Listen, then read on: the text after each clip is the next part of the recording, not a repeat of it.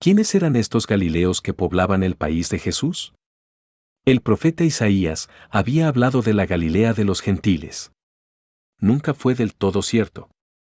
No sabemos exactamente lo que sucedió con las tribus del norte después de que los asirios conquistaran el territorio y convirtieran Galilea en una provincia de Asiria. Hasta hace poco se pensaba que los asirios habían deportado solamente a las clases dirigentes, dejando a los campesinos cultivando las tierras. Sin embargo, las excavaciones más recientes constatan un gran vacío de población durante este periodo. Probablemente solo quedaron algunos campesinos. No sabemos prácticamente nada de estos galileos viviendo lejos de Jerusalén, en un territorio invadido a lo largo de 6 siglos por asirios, babilonios, persas, ptolomeos y seleucidas. Probablemente se mantuvieron fieles a Yahvé, el Dios de Israel, y conservaron las grandes tradiciones del Éxodo, la alianza, la ley de Moisés o la celebración del sábado, pero no sin dificultades. Por una parte, no poseían un centro de culto como el de Jerusalén. Por otra, no contaban con una aristocracia sacerdotal nativa o una clase dirigente que pudiera custodiar y cultivar las tradiciones de Israel, como sucedía en Judea.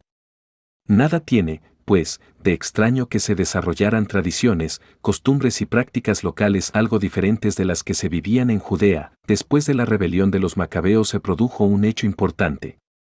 Los soberanos asmoneos de Judea subordinaron Galilea al templo de Jerusalén y obligaron a sus habitantes a vivir según las leyes judías. No les debió de resultar difícil la integración, pues se sentían miembros del pueblo judío de la alianza. Sin embargo, después de tantos siglos separados de Jerusalén, no estaban acostumbrados a vivir sometidos a los sumos sacerdotes. El templo, ahora representaba también un centro de poder que lo sometía directamente al sistema de recaudación del diezmo y otras tasas sagradas. La colonización impulsada por los gobernantes asmoneos contribuyó de manera decisiva a la integración y asimilación de Galilea dentro del Estado judío. Al parecer fueron muchas las familias judías que fueron de Judea a cultivar tierras de Galilea. Probablemente, la mayoría de los pobladores de Galilea del siglo I eran descendientes de estos colonos llegados de Judea más que de los antiguos israelitas integrados por los asmoneos en su conquista de Galilea. En cualquier caso, los habitantes de Galilea contemporáneos de Jesús pueden ser llamados judíos con toda propiedad. Sus raíces religiosas están en Judea. De hecho, Roma, Herodes y Antipas los trataron como judíos, respetando sus tradiciones y su religión. Por otra parte, las excavaciones ofrecen datos incuestionables sobre el carácter judío de la Galilea que conoció Jesús. Por todas partes aparecen las piscinas para las purificaciones. Los galileos practicaban los mismos ritos de purificación que los habitantes de Judea. En la región de Cafarnaún no se detecta tanto la presencia de estas piscinas. Probablemente las gentes de esa región practicaban el baño ritual en el lago. La ausencia de cerdo en la alimentación, los recipientes de piedra o el tipo de enterramientos hablan claramente de su pertenencia a la religión judía. Geográficamente, Galilea era una especie de isla rodeada por importantes ciudades helenísticas. Al sur, en la región hostil de Samaria, se levantaba Sebaste, la nueva capital, de marcada influencia helenística. Al oeste, en la costa mediterránea, destacaban 3 importantes centros urbanos: Ptolemaida, que influía fuertemente en la llanura de Yisrael, y Tiro y Sidón, que dejaban sentir su presencia en las regiones fronterizas del norte. Al este se encontraba la Decápolis, importante confederación de ciudades que constituían el foco más fuerte del desarrollo helenístico en la zona. Cuando Pompeyo estructuró la región, dio a estas 10 ciudades un estatuto propio y las integró directamente en la nueva provincia romana de Siria. Sin embargo, en medio de este entorno fuertemente helénico, Galilea aparece en tiempos de Jesús como una región perfectamente definida, con una población diferente, vinculada a Judea con una personalidad propia. Ni siquiera en Séforis y Tiberíades se observan indicios de un número considerable de gentiles romanos, griegos o sirofenicios. Las dos se habían helenizado algo más que el resto de Galilea, pero permanecían siendo ciudades judías. No es fácil conocer de forma precisa cómo se vivía en Galilea la vinculación religiosa con Jerusalén. Había ciertamente una distancia geográfica y espiritual. Nunca recibieron los galileos una influencia religiosa tan intensa como los habitantes de Jerusalén o los campesinos de las aldeas judaicas de su entorno. La presencia de escribas o maestros de la ley no parece haber sido muy activa.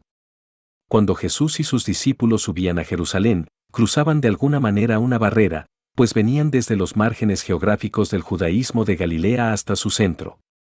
Sin embargo, Jerusalén jugaba un papel simbólico insustituible y ejercía sobre los galileos un atractivo con el que no podían competir ni Séforis ni Tiberíades.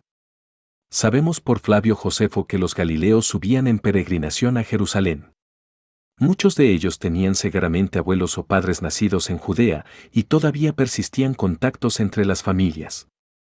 Por otra parte, la peregrinación no era solo un fenómeno religioso, sino un acontecimiento social muy importante. Los peregrinos tomaban parte en las fiestas religiosas, pero, al mismo tiempo, comían, bebían, cantaban y hacían sus pequeñas compras. Las fiestas religiosas constituían una vacación sagrada muy atractiva. Por otra parte, es explicable que en Galilea se apreciaran de manera especial las tradiciones israelitas del norte, donde estaba enclavada Galilea. En las fuentes evangélicas se habla de los profetas del norte, como Elías, Eliseo o Jonás, pero apenas se dice nada de reyes y sacerdotes, personajes típicos de Jerusalén y Judea. Se habla de los israelitas como hijos de Abraham y se evita la teología de Sión y la ciudad santa. Probablemente, los galileos estaban habituados a una interpretación más relajada de la ley, y eran menos estrictos que en Judea en lo tocante a ciertas reglas de pureza. En Galilea se hablaba arameo, lengua que había ido desplazando al hebreo a partir de la expansión asiria. Fue la lengua materna de Jesús. En su casa se hablaba en arameo y sus primeras palabras para llamar a sus padres fueron Abba e Ia. Fue sin duda la lengua en que anunció su mensaje, pues la población judía, tanto de Galilea como de Judea, hablaba el arameo en la vida corriente. Todavía quedan claros vestigios de su lengua aramea en el texto de los Evangelios. Los estudiosos registran hasta 26 palabras arameas atribuidas a Jesús. La más conocida era, sin duda, la expresión Abba, con la que se dirigía a Dios, su Padre. Los galileos hablaban el arameo con algunos rasgos que los diferenciaban de los judíos de Judea. En concreto, no pronunciaban bien los sonidos guturales y eran objeto de chistes y burlas en la capital. A Jesús, lo mismo que a Pedro, el acento traicionaba su origen galileo. Según Mateo en el capítulo 26, una criada dice a Pedro, no hay duda. Tú también eres uno de ellos. Tu acento te traiciona. El hebreo, que había sido la lengua de Israel en tiempos de los grandes profetas, decayó mucho después del exilio a Babilonia, pero no se perdió del todo. En tiempos de Jesús se hablaba todavía en algunas localidades de Judea, pero se conservaba sobre todo como lengua sagrada en la que estaban escritos los libros de la ley y era utilizada en el culto del templo y en ciertas oraciones. Los escribas la dominaban perfectamente e incluso se servían de ella en sus debates. Sin embargo, el pueblo ya no lo entendía bien. Cuando en la sinagoga se leían las escrituras sagradas en hebreo, el texto era traducido y comentado en arameo. Es probable que Jesús tuviera algún conocimiento de hebreo bíblico, pero no parece que lo hablara regularmente en la conversación ordinaria. A partir del impulso helenizador de Alejandro Magno, el griego fue arraigando cada vez más en los territorios conquistados, convirtiéndose en la lengua oficial de la cultura, la administración y los intercambios comerciales. Algo de esto sucedió también en Galilea y Judea. No desplazó al arameo, pero se convirtió en buena parte en la lengua empleada por los miembros de la corte herodiana, las clases dirigentes y los encargados de la administración. En Séforis se hablaba tal vez más griego que en Tiberíades, pero en ambas seguía vivo el arameo. También conocían el griego la aristocracia sacerdotal y los grupos dirigentes de Jerusalén. Hay indicios de que en tiempos de Jesús había gente bilingüe que hablaba arameo y podía valerse también de un griego rudimentario.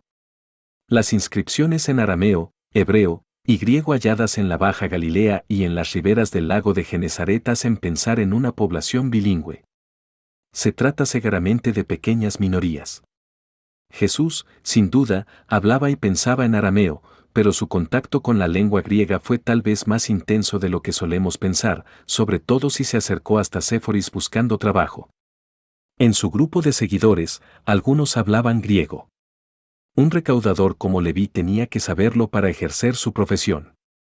Andrés y Felipe, de nombres griegos y provenientes de Betsaida, Cesarea de Filipo, hablaban segaramente griego y podían ayudar a Jesús a comunicarse con personas paganas, como la Sirofenicia.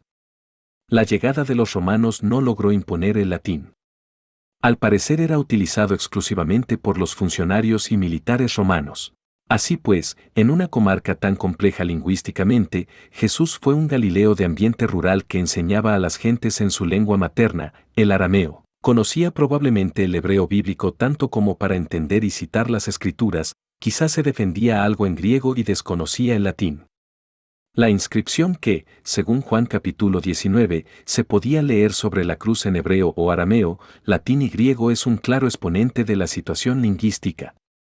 En este video, hemos mostrado elementos que caracterizaban a Jesús como un hombre de Galilea, ubicando en su contexto histórico la experiencia política, social y económica que lo acompañó. ¿Qué elementos llamaron tu atención? Escríbelo en los comentarios. Y nos vemos en el próximo video. Viene de Nazaret.